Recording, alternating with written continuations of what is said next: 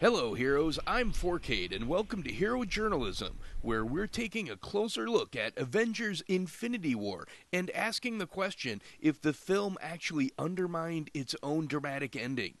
Obviously, this video will contain spoilers, so please be advised. Now, if you're like me, you've seen the movie and loved it, but you were a little shocked at the surprise ending.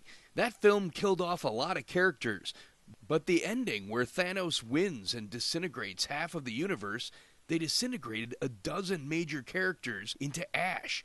I was not expecting that. But there was a moment for me that totally pulled me out of the movie, and that's when Black Panther disintegrates. That is the moment I was like, what? That's not gonna stay for long. Marvel's Black Panther movie wasn't just a hit, it was a cultural movement, and finally, once and for all, broke the glass ceiling for minority superheroes. The sequel is already being developed, and it looks like it could be one of Marvel's strongest solo franchises at the box office.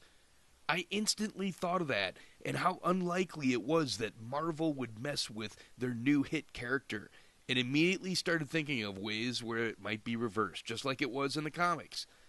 And they kept coming. All of Marvel's newest hit franchises were all disintegrated. Doctor Strange, Guardians of the Galaxy, even Spider-Man.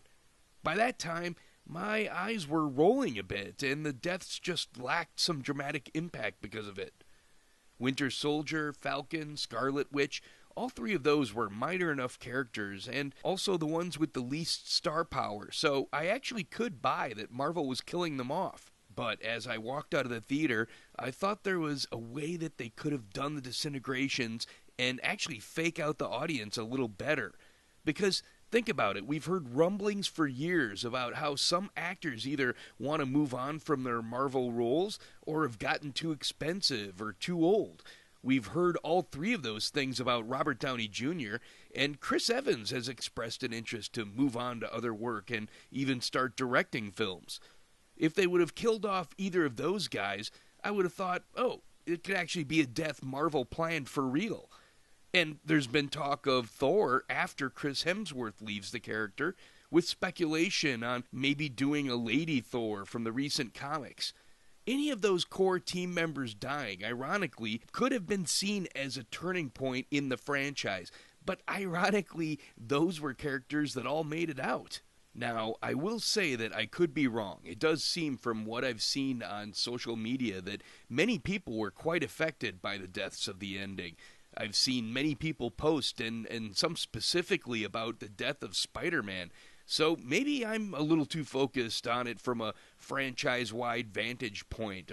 I could be wrong about this, but I still feel that if they had killed off Cap, Iron Man, and Thor instead of those newer characters, I think it would have been more of a fake-out for the audience. But what do you think?